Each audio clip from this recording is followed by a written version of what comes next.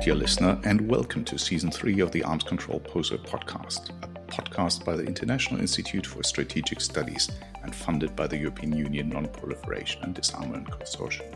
In this season of the podcast, one of our three rotational hosts will guide you through current challenges faced in arms control. Hosted by either Timothy Wright, Fabian Hinz, or myself, Wolf-Christian Paes, we will cover various timely challenges and issues in the world of arms control. Our podcast will cover topics ranging from new technologies, the diversion of firearms, to missile programs and technologies, or sanctions regimes. So, without further ado, let's get started. All right. Welcome to the Arms Control Poseur podcast. My name is Wolf-Christian Paes, Senior Fellow for Armed Conflict at the International Institute for Strategic Studies in Berlin, and the host of this episode. My special guest today is Dr. Aaron Arnold, Senior Associate Fellow at the Center for Finance and Security of the Royal United Services Institute. Aaron, great to have you. It's absolutely a pleasure to be here. Thank you for having me on your show. Brilliant. We're here to talk about the North Korea sanctions regime of the United Nations, and better to talk about that than with somebody who has served as a panel member of the panel of experts between 2019 and 2021, I understand. Maybe, Aaron, for starters, you can maybe tell us a little bit about the North Korea sanctions regime. How did it come about? What does it aim to achieve? Right. So the sanctions regime came about in the early 2000s. I think it was about 2006 with Resolution 1718. It was adopted after North Korea's first nuclear test. The sanctions regime itself has evolved over a number of years since this time to include stricter and stricter prohibition. The first round of sanctions, so to speak, from the UN really focused on North Korea's proliferation activities, targeted entities that were involved in nuclear program, the country's ballistic missile program, prohibited the country from trading in arms. As the years went by, North Korea continued not only testing nuclear weapons, but testing ballistic missiles. The sanctions regimes became, kind of stricter and stricter to incorporate trade-based sanctions, prohibitions on a lot of North Korea's key export industries, restrictions on things like luxury goods, even restrictions on, or requiring, I should say, countries to repatriate North Koreans back to North Korea. The regime itself, the sanctions regime is, still in effect, but really hasn't been updated in sort of any significant capacity since about, I want to say 2017 was the last major update to the sanctions regime itself. And what is the reason for that? I mean, why do you basically stick with the old language? So I think that different members of the Security Council sort of viewed sanctions efficacy differently, or even the purpose of sanctions. The sanctions regime represents sort of two branches, right? Or two broad objectives. The first is to reinforce nuclear non-proliferation goals and objectives, right? Or norms around nuclear non-proliferation. So just the idea that there is an international consensus that what you are doing runs counter to established nuclear non-proliferation. And then, of course, there's sort of the second objective. Maybe second is the wrong term. I don't want to imply that it's sort of the lesser of the two, but to cause economic harm, in a sense, to bring North Korea to negotiate over its nuclear weapons and ballistic missile program. Over the years, right, I think that there was still a fundamental understanding that the sanctions regime itself very much supported those nuclear non-proliferation objectives. Mm-hmm. Two members of the Security Council began to feel that the sanctions regime itself was having significant unintended consequences on North Korea. At least this is sort of the political explanation for their disagreement with France, US, and United Kingdom over how to move the sanctions regime forward or update it in any substantive way. So in the last few years, we've seen sort of more discontent and disagreement on the Security Council among the P5 over just how to do that. What is the sort of overarching objective of the sanctions regimes? Are they working? If they're not working, why do we still have them? And these kind of became insurmountable problems for the Security Council. And would you say that this is basically due to a general feeling of disagreement in the Security Council between the P5 and the others, of course, or is that North Korea specific? I mean, the question about the future of this regime. It's an interesting question because I think, especially over the last 3 years, there have been sort of other political issues that have become enmeshed with the North Korean sanctions regime, primarily Russia's invasion of Ukraine and Russia's subsequent increasing its relationship in purchasing arms, conventional arms, ballistic missiles from North Korea to use in its war on Ukraine. That in and of itself creates a pretty significant obstacle when you have a permanent member of the Security Council that is presumably violating its international commitments wholesale. You already hinted at the whole issue of unintended consequences of this and other sanctions regime. Could you maybe elaborate a little bit more about what unintended consequences you have observed in the case of North Korea? It's a very difficult question to ask. And to be perfectly frank, I'm probably not the best to answer it. And I think one of the reasons it's so difficult is because there's such a lack of data around this, right? So we can certainly speculate and hypothesize and assess that both unilateral and international sanctions have had an effect on civilian populations within North Korea. The extent of that effect is sort of unknown. And the question becomes very gray when we begin to ask questions about, well, why is the Kim regime spending its resources on ballistic missiles and nuclear weapons rather than funding hospitals? Yeah. Right. So there's sort of the broad questions. Then there's sort of more technical aspects of it, which were always, when I was on the panel of experts, sort of always became, somewhat problematic. And those kind of questions always came down to sometimes over compliance with sanctions regimes. So, for example, medical devices.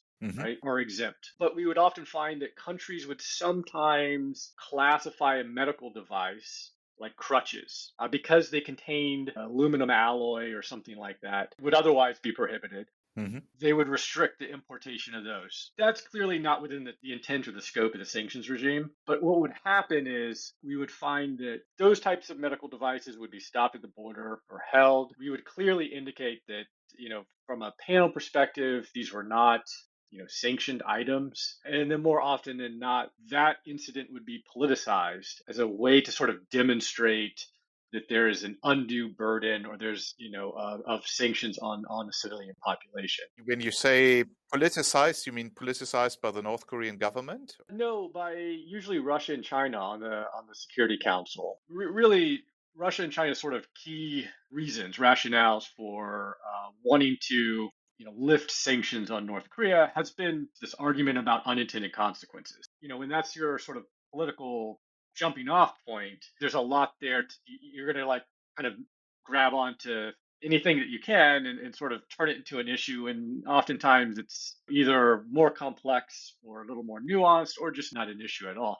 Those were always challenges that we had on the panel. And again, I think that the panel itself was not well positioned to analyze these humanitarian consequences of sanctions. I think that there were probably better entities within the UN establishment to do so. First of all, we didn't have an expert on this issue. The second was that the humanitarian section of the report was generally, kind of a hot issue section. Where there was generally, sometimes a lot of disagreement over interpreting statistics or interpreting economic data that was available or not available. I don't personally feel that we had the expertise on the panel to do that. We had a lot of expertise to deal with ballistic missiles and maritime shipping and finances, conventional arms. That was sort of the scope of our work. Yeah. Not the humanitarian dimension. That's right. Well, you mentioned a few times the panel of experts, of which you were a member. Maybe for our listeners, maybe you could explain a little bit what the panel of experts is and how it relates to the Security Council. So the panel of experts was established, I believe, in 2009 to essentially investigate non-compliance with the UN sanctions regime and report that to the Security Council or to the 1718 committee, which is in charge of the sanctions regime, who then reports to the Security Council. The panel itself is made up of 8 members. The 8 members are appointed by the UN Secretary General. These are term appointments. I can't remember exactly, but I believe the term was maximum 5 years, and you were appointed on a yearly basis. Each expert had an account, so to speak. So I was the finance expert. So anything that touched on financial system, banking, violation of sanctions related to transferring, money, things like that, I would investigate. We had another panel member who was an expert in ballistic missiles and would provide detailed analyses on not only North Korea's sort of procurement activities, but their testing and sort of what it meant in terms of how North Korea's missile program, was advancing. We had a nuclear expert. So everyone sort of provided this expertise. We were tasked with producing essentially 2 reports per year. The first we called a midterm report, which was for the most part sort of a summary of what we were doing, where we were at. And then at the end of the year, or I should say the end of our term, because this usually was around April or so, would submit a final report to the Security Council, which detailed all of our findings, our investigations, as well as recommendations. So oftentimes our investigations would result in a finding of non-compliance of sanctions, and we would recommend that the Security Council designate a new entity or person, company. I think in the earlier years of the panel, the Security Council would often adopt those recommendations. In the latter years, not so much. I think there was just too much disagreement among the permanent members to really find a path forward on designations. So what we tended to see was the panel would make recommendations for designations, and then we would see the UK, the US, and the EU issued their own unilateral sanctions against those entities. When you say designations, basically you mean that individuals or entities would be added to the sanctions regime so that they would then be subject to the same sanctions as the currently listed entities. Correct. Yep. I think your experience very much matches the experience of other panels over the last couple of years. It has gotten increasingly difficult to add names and entities to the sanctions list. You mentioned a few times your investigations. Again, for the average listener, how does it work? How does a panel of experts carry out investigations? How would you even be alerted of a potential investigation? I got to say, it's so much fun. You really feel sort of like Dick Tracy in some ways. Mm-hmm. I should mention, prior to joining the panel, I was a fellow at Harvard Kennedy School working on policy issues. Mm-hmm. Prior to that, I was an analyst with the FBI working on counter-proliferation issues. I had this background in conducting large international investigations. Mm-hmm. And so when I joined the panel, I sort of had a sense of how to target sets that I was interested in, that I thought would sort of produce fruit, so to speak, result, how to go about doing that. But what's interesting is, I don't know if this was the case on your panel, but it's sort of like every man for himself. So, we were all responsible for our own investigations, conducting our own investigations. Yeah. That's very much the same on Yemen. If I was the arms expert on the Yemen panel for 5 years, and basically you lead your own investigations. And we did have the occasional case of, in a sense, cross-portfolio investigations, right? Typically then involving the finance experts or the international humanitarian law expert. But basically you had your own case files, and the finance colleague had his case files, and so on. That's pretty much standard. People always ask, well, how do you go about doing, what did the sort of like the day-to-day look like? Yeah. You would oftentimes get a lot of information from member states themselves. Mm-hmm. They would provide briefings to the panel about people that they thought were involved in sanctions evasion activities, and then we would take that information and investigate it. Mm. Member states were a pretty significant source of information for us. Also, a lot of civil society played a huge role, especially in the sort of maritime sanctions evasion space. So these were, the think tankers that were doing the open source intelligence reporting, coming across a lot of people and companies that had been involved in these evasion activities. They would oftentimes work with members on the panel of experts. They would help our investigations. Media sometimes would contact us. And then, of course, every once in a while, it was pretty rare, but every once in a while we'd get like an anonymous tip, or, someone would reach out independently and, have some information for us. It's interesting, when I was in government, we could compel people to talk to you, comply with our requests. Yes. Yeah, right. Yep. Not so much on the panel. There's really no mechanism to do that. Right. what we did rely on, and the sort of the one tool that we had, was sort of the name and shame. Mm. Right? This is obviously not necessarily applicable to every aspect of an investigation, but there's oftentimes we would make it very clear that you probably don't want your name in this report. And so it's better to work with us through these investigations and help us identify what's going on here than to have, your name, to be identified in a report as being material to sanctions evasion activity. In some ways, that sounds almost like you work like an advocacy organization, right? I mean, as some civil society organizations whose only real power is Yeah, naming and shaming. it's naming and shaming, and it's through an official UN document that Yeah, a lot of banks, third party information platforms ingest into their system for compliance and due yeah. diligence. And you just probably don't want your name, in that report, And so we get a lot of cooperation. I was actually really surprised by one of the things I was probably most surprised about was just the willingness of people to check. Because oftentimes when I was, conducting an investigation, I wouldn't get to necessarily talk to prime target of the investigation. Yeah. Right. It was usually like ancillary, people or companies that were unwittingly used in a whatever sanctions evasion scheme. I was very surprised at the willingness of sort of those ancillary actors that said, yeah, here's the invoices, here's this, that, the other thing, but just turn over data. Yeah. It was interesting. And I will say it was also sometimes a little frustrating because my tenure was during COVID. So we we were like sort of doing virtual investigations. And Mm.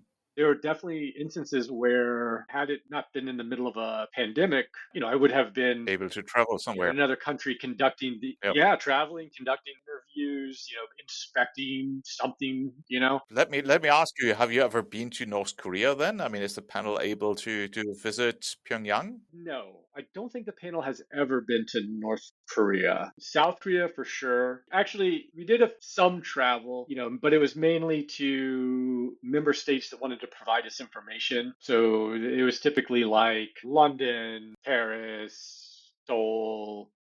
Okay. In years prior, when I think when the panel was a little bit newer, I'm pretty sure they didn't go to North Korea, but they did on a few occasions actually board vessels and do inspections on vessels. Mm-hmm. Not North Korean vessels, so technically they were North Korea. True.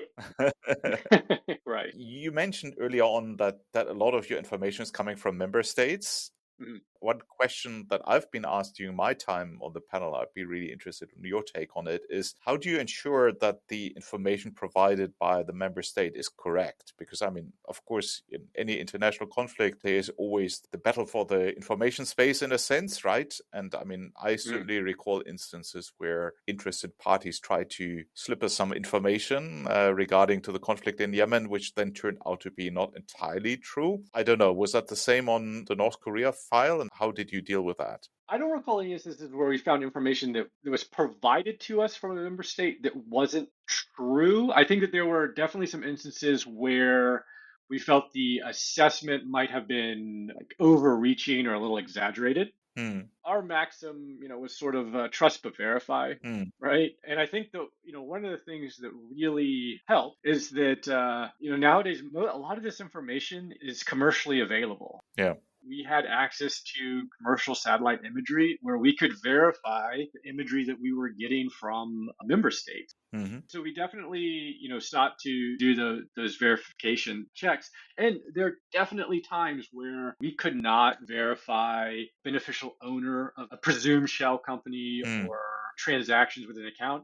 And the investigation kind of went nowhere. And there were definitely some countries that kind of would get a little upset over that. There's sort of an expectation that would make it into the final report. But if we couldn't verify something, then the best we could say is like we could source it to the member state, or, say that this was provided by a member state, and then, incorporate the sort of lack of conforming evidence into the overall assessment. That sort of brings me to my next question. I mean, I've been asked many times what our sort of standard of evidence is, and seeing that you have a law enforcement background, how do you think the standard of evidence of panels of experts compares with what you're used to in your government role? before? Such a good question. Oh, such a good question. Honestly, this is a question that there needs to be a journal article or something on this because it's really interesting. The first is there's technically not, but there are guidelines. So conceptually, at least from our terms of service and statement of work, we were asked essentially we're not provided a rule, but we were provided guidelines. And the guidelines set were essentially as follows: beyond a reasonable doubt Mm-hmm. for designation recommendation. And then if to mention an entity in the report. So if I was writing about, me, right, I would say, Aaron Arnold was, involved, in this network, but we weren't making a designation, or we didn't have beyond a reasonable doubt Mm-hmm. that met that standard. The standard was preponderance of evidence, Mm-hmm. and we took that to mean sort of more likely than not. So those were the two standards, and actually those are very, very similar to what you would find in sort of the Western legal systems. Mm-hmm. But it was not a hard rule, and it was something that I believe that we sort of continue to revisit on the panel and sort of argue about what it meant and about what when and when it wasn't applicable. These standards of evidence were often difficult to get everyone in agreement on interpreting the guidance around it. And how did you resolve this internally? I mean, as you were explaining earlier on, investigations are usually led by one expert. So assuming you, Aaron, had what you thought was a strong case, and maybe other people on the panel did not see it that way, I mean, how would you resolve such a disagreement? I mean, also, since you're the only finance expert, you're probably on the panel, the others wouldn't really have the background to really assess your investigations, I assume. So yes and no. I mean, you have to also remember that we're writing for a very general audience, and so we have to be able to present the case and the investigation in a way that makes sense to a non-expert. So I think it's incumbent upon each panel member to distill that expertise and the evidence the same way that maybe a prosecutor would. Mm-hmm. Distill that evidence down to its sort of basic or constituent parts that are digestible for a jury or other panel members. What I found most often to be successful was having overwhelming evidence, Mm-hmm. whether it's bank account records, passports, call records, IP addresses, really compelling data that explains the act, Mm-hmm. right? The violation itself. There were, of course, cases that, I would say were either very sort of fringe or politically unpopular. Mm-hmm. And those were the days that I remember where we would be in session till 2, 3 o'clock in the morning arguing about whether or not evidence meets, these definitions. It was tough. In fact, in those cases, it really kind of sometimes comes down to a negotiation. Within the panel, you mean? A negotiation among the panel members? Within the panel, right? So maybe I have a sentence that says Arnold Export Incorporated was involved in, and maybe people don't want that. I'm not successful at arguing that, but what we can agree on is something like a presumed front company registered in Delaware, United States. Slightly more muddled language in a sense to make it easier. Slightly more muddled, and I mean, for me, it was very much a learning experience, right? Because there's sort of the investigative aspect of it, Mm-hmm. but of course, then there's also the political aspect of it, Yes. and most of the people on the panel that I served were former ambassadors and diplomats and had very keen negotiating skills. I did not. I came from the FBI, where they give you a hammer and the world looks like a nail. Personally, I don't think I had a very sophisticated approach to negotiation, the way that former ambassador Alistair Morgan, for example, was very eloquent in the way that he could work through very complex issues. But there are these sort of two elements, right? There's investigation, and then of course the negotiation. And my ultimate takeaway was, well, okay, it might not be exactly what I want, but I'm still getting the point across. And at the end of the day, that's the important bit, to show the world that, yeah, look, North Korea continues to violate international sanctions, and this is how they're doing it. So if you're going to uphold your international commitments, this is the type of activity that you should be aware of. At the end of the day, if we could get that, I think I would consider that a very good outcome. Let me ask you another question. I mean, you've mentioned already that the panel members are appointed for one term, maximum of 5 years, as independent experts. A lot of people I've talked to have been wondering, what does independence mean in this context? Has there been attempts by the rest of the UN bureaucracy to maybe make sure that their perspectives are reflected? I mean, North Korea is, of course, a hot potato issue in the Security Council. How much independence did you really have on a day-to-day basis? I believe you were also New York-based, right? I mean, a lot of the panels are home-based, which puts a certain degree of separation between the secretariat, say, and the panel, but I think you had an actual office in New York, right? So, I mean, what's the relationship to the rest of the UN Secretariat? So we sat within the secretariat. They were our office mates. I don't think anyone on our panel felt any real pressure from the secretariat itself to incorporate a specific view into the panel reports. In fact, a kind of funny story, when we were in the session to produce the final report, if we weren't sort of doing it virtually because of the pandemic, we did it in a conference room. And of course, it would get rowdy, very rowdy. Yeah. First few days were pretty tame, and then last few days of week number 2, there's a lot of screaming and shouting, especially at like 2:00 in the morning. I do recall the secretariat staff when we were assessed, they would leave. There was so much shouting that they would go to different offices to work. I always felt kind of bad about that. But actually, I think that they were ultimately very critical to the success of the panel's work, making sure they held the panel to the fire in terms of deadlines. And then, of course, writing the report is one thing. Then there's this massive process of editing and publication that they handle. That's a difficult task. Now, that's the secretariat. We are independent investigators. I think that there are members of the panel who are more independent than others. And, it shows. It's very clear that China's member on the panel on kind of a short leash, just not able to conduct investigations the way other members could, and would clearly push back on what I viewed as very mundane or sort of non-consequential mentions of China. Because of the sensitivities, right? Yeah, there was sensitivity. There was definitely a perception issue. There were never any instances where we explicitly wrote China is willfully violating sanctions. I don't think that ever was written anywhere in the panel report. It was very clear that Beijing was sensitive to that perception. And so there was a very concerted effort to really suppress any mention of China, Beijing, Taiwan, portrayed in a negative light. Frankly, it really wasn't even, for the most part, about political optics with North Korea. It was really about reputation or Beijing itself. That was always the most frustrating, was having to deal with that. Well, you mentioned already that some members had more independence than others, depending on where they're coming from. Another aspect that often comes up with regard to the independence of panel expert members is the fact that you need to get renewed after one term, right? So if you decide to serve again, you go through another nomination and appointment process, even if you basically apply for your old job. And I mean, as part of that, the members of the Security Council need to actually be in agreement with your appointment. And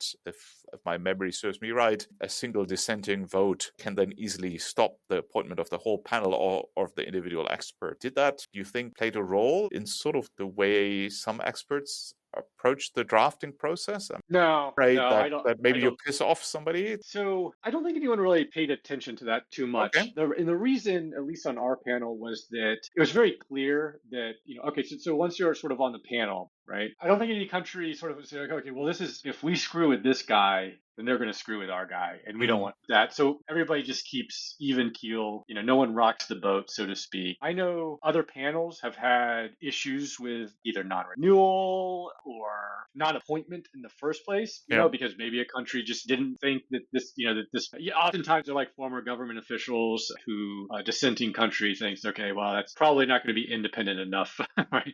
But during my tenure, there wasn't any sort of issues around that. What we did have was actually trouble sort of finding a replacement. The requirements for the position are pretty stringent. I think they require minimum 10 years of relevant experience. Yes. It's just the UN, so they really count sort of like they're very detailed in terms of what they count as experience.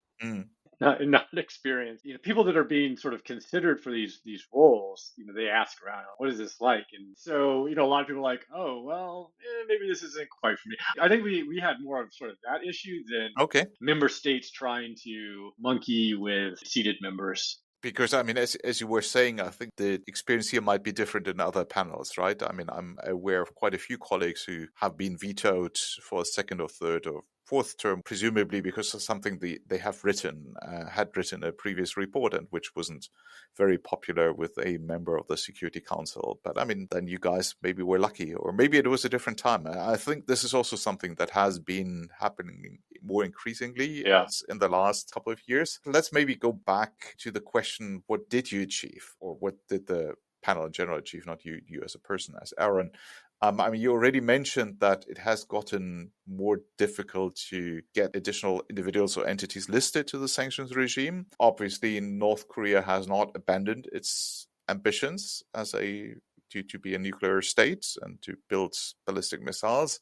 So, I mean, looking back both at your tenure and at the regime in general, what do you think has been the effect? In its sort of totality, I think that the panel of experts in their reports played a very instrumental role in the sanctions regime, because the sanctions regime itself does not have a enforcement mechanism. Mm-hmm. The POE they weren't enforcers, but they still played this important role of highlighting, okay, here are the gaps. Here, are the entities that are still violating sanctions. Here are countries that have been, implicated, either wittingly or the panel at its sort of basic level. You could read these reports and see, sort of a clear trend of, how North Korea has violated sanctions over the last X number of years, Mm-hmm. and how those have evolved, the different entities that have been involved. And I think that that's important for a couple of reasons. One, it's obviously important for member states' obligations to implement sanctions in Mm-hmm. terms of developing their own national rules and regulations around sanctions authorities. But I think there's sort of another role, and that role is to highlight to the Security Council: are sanctions working? Are they not working? What's not working? Where are the big gaps? What can the Security Council do to plug those gaps? So now, without that mechanism in place, you sort of have this zombie sanctions regime where the sanctions regime is unlikely to go away. I don't think that you're going to get support from the US, the UK,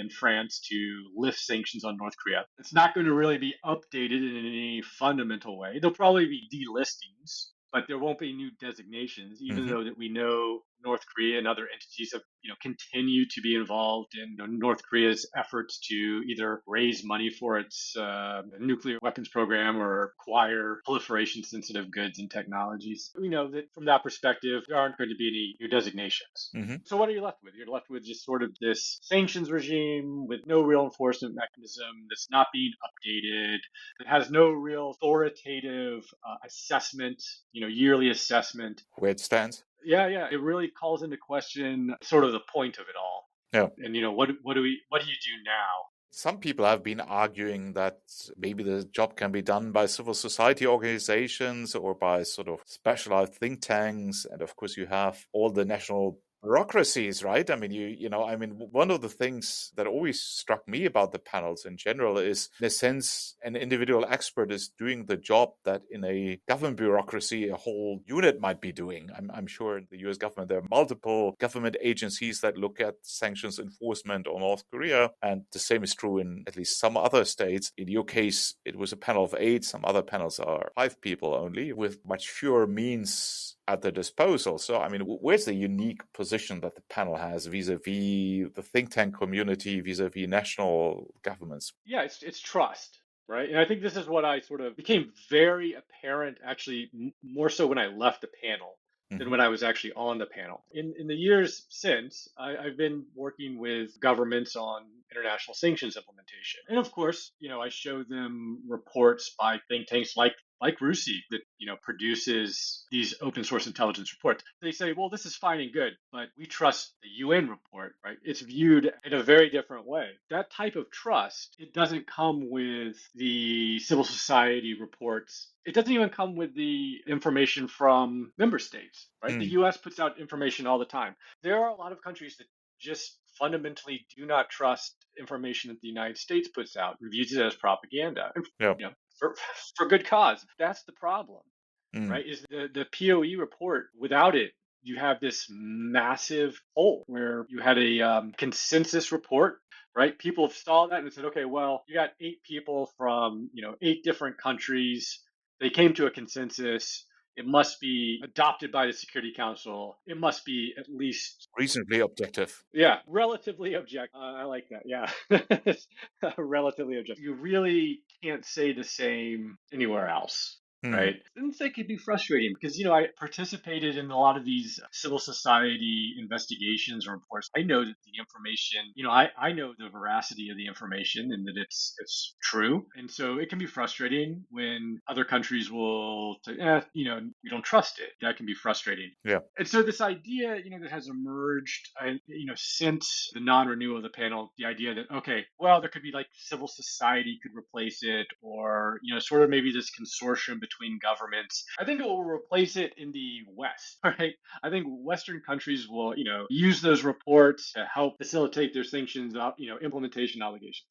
It will do nothing in the developing world where it's likely to distrust those types of reports. And unfortunately, those are the areas where North Korea targets for a lot of its sanctions evasion and exploitation activities.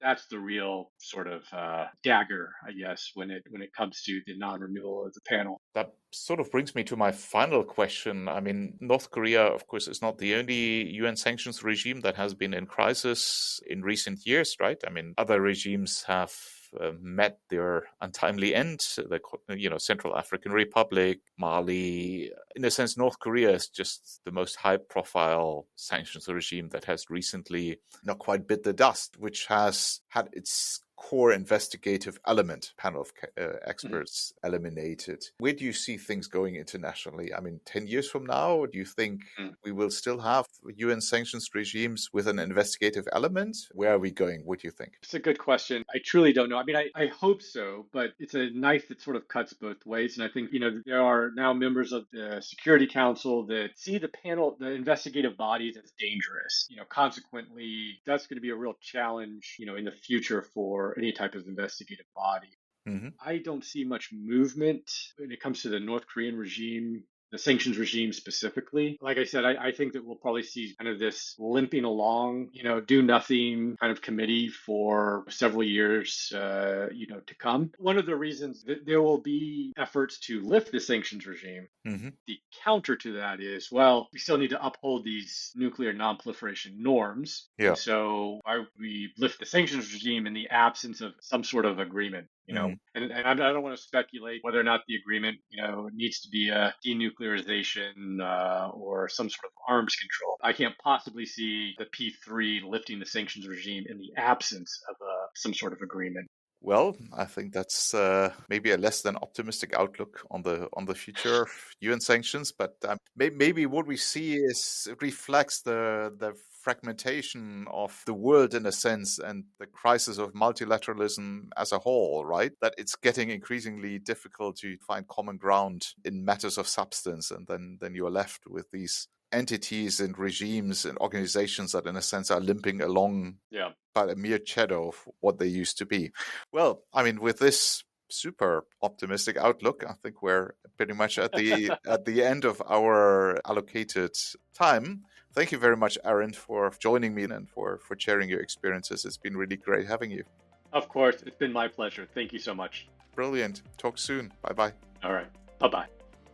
That's all we have time for today, so thank you to our guests for sharing their expertise and knowledge with us, and thank you all for listening. We hope you enjoyed the episode.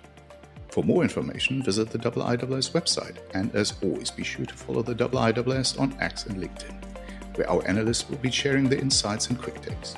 You can find more information on the topics discussed in today's episode in our show notes. Please do follow, rate, and subscribe to the Arms Control Poseur wherever you listen to your favorite podcasts to keep up to date with all the latest episodes. Thank you, and until next time.